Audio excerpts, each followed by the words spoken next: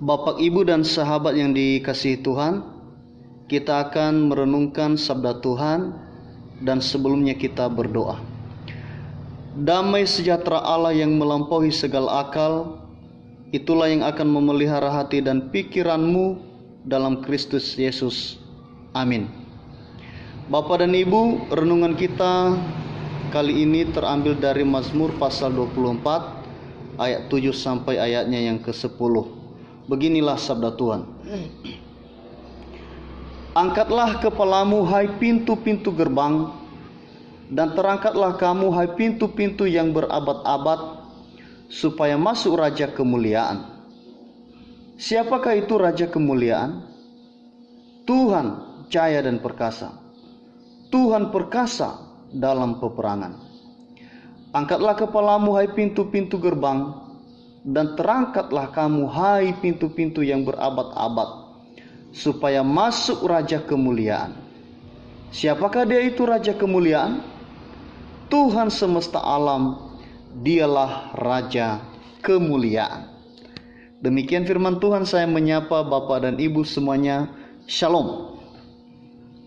Bapak dan Ibu, hari ini kita memasuki awal tahun Gerejani yang disebut dengan Advent yang pertama. Satu lilin menyala adalah sebuah tanda pengharapan. Pengharapan akan janji Allah tentang hidup yang kekal, yang akan diwujudkan pada waktu kedatangan Tuhan Yesus yang kedua.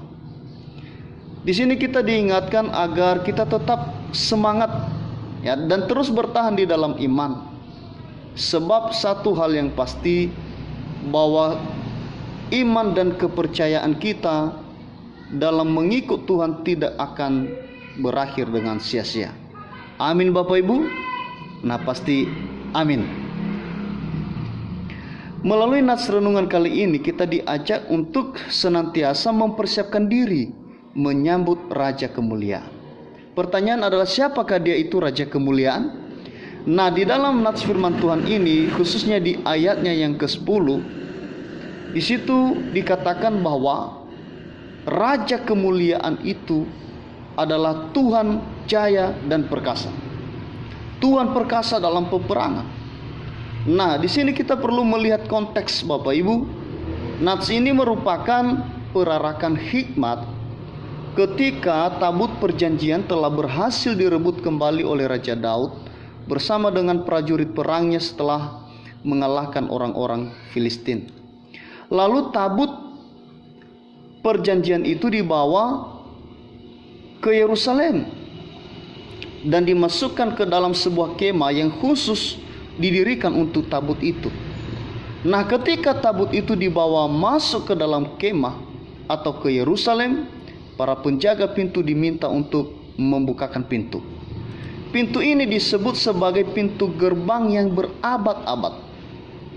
Nah, maksudnya di sini bukan berarti pintu itu sudah tertutup begitu lama, tetapi pintu itu adalah pintu yang diakui sangat kuat dan tahan lama sebab terbuat dari kayu yang sudah disaluti dengan besi dan tembaga.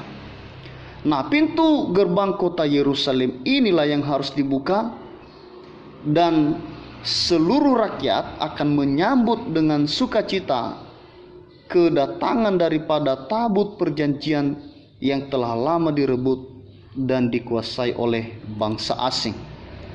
Tabut perjanjian sangatlah penting bagi bangsa Israel, karena tabut perjanjian merupakan lambang atau pertanda kehadirat Allah di tengah-tengah umatnya. Itu bisa kita lihat di dalam Yosua pasal 3 ayat 11. Dan memang benar Bapak Ibu, ketika tabut perjanjian itu berada di pihak orang Israel, berada di tengah-tengah umat Israel, maka mereka akan selalu memenangkan setiap peperangan-peperangan yang besar melawan orang-orang yang mengganggu kehidupan mereka. Siapapun dia, ketika tabut perjanjian itu ada bersama dengan para prajurit perang orang-orang Israel, maka pasti akan mereka mengalami kemenangan yang luar biasa. Nah, jadi Bapak Ibu dan Ibu yang dikasihi Tuhan, nats ini bisa kita katakan sebuah perkataan puitis yang dirancang untuk menggambarkan tentang siapa tokoh yang akan datang itu. Ya, supaya ini lebih menyentuh hati. Ya, rupanya Raja kemuliaan yang datang itu adalah Allah yang Maha Kuasa, Raja di atas segala raja, Allah yang telah menciptakan langit dan bumi, Allah yang telah mengeluarkan bangsa Israel dari perbudakan di Mesir.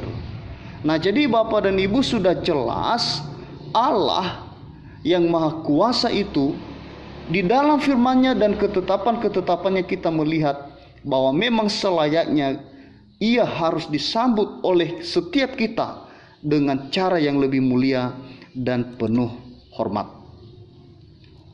Ibu bapak yang terkasih dalam nama Tuhan, Raja yang maha mulia yang sudah diuraikan di dalam nats ini sudah jelas merujuk kepada pribadi Tuhan kita Yesus Kristus.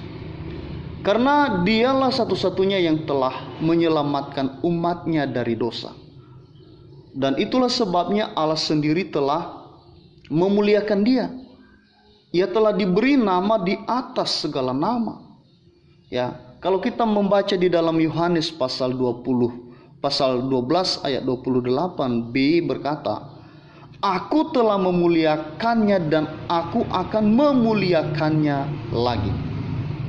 Ini adalah pernyataan langsung daripada Allah sendiri yang memperkenalkan tentang pribadi Yesus yang adalah Raja yang maha mulia itu. Nah, pintu-pintu dan gerbang-gerbang yang dimaksudkan di dalam nats ini yang segera harus dibuka baginya, ini adalah gambaran hati manusia yang harus segera kita buka. Untuk apa? Agar firman Tuhan masuk ke dalam hati kita, ke dalam bagian yang paling dalam dan paling utama dalam jiwa kita. Kristus yang datang dan mengetok pintu-pintu hati kita yang Ia temui telah tertutup oleh dosa dan ketidakmampuan untuk melihatnya sebagai juru selamat kita.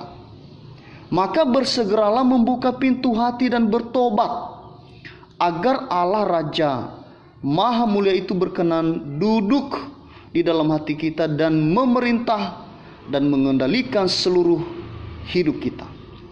Bila hati kita belum beres dan dibersihkan, penuh dengan hal-hal yang negatif, penuh dengan roh kemarahan dan dendam, ketamakan dan keegoisan, rasa iri dan dengki, kecongkakan dan ketidakpedulian, maka tidak mungkin Raja Damai itu masuk dan mendiami hati kita. Itulah sebabnya firman Tuhan berkata, persiapkanlah di padang gurun jalan untuk Tuhan, luruskanlah di padang belantara jalan raya bagi Allah kita.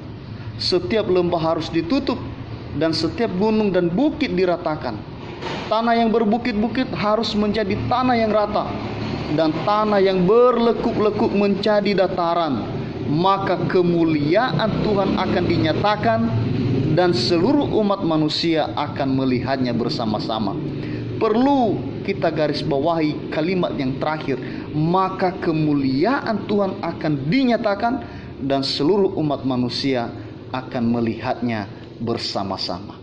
Nah, ibu bapak yang dikasihi Tuhan, dalam sikap yang penuh hormat dan sambil mengingat betapa besarnya Allah yang dengannya kita akan berurusan, sambutlah Dia dengan hati yang bersih, hati yang telah disucikan, hati yang telah bertobat dari semua dosa dan kesalahan.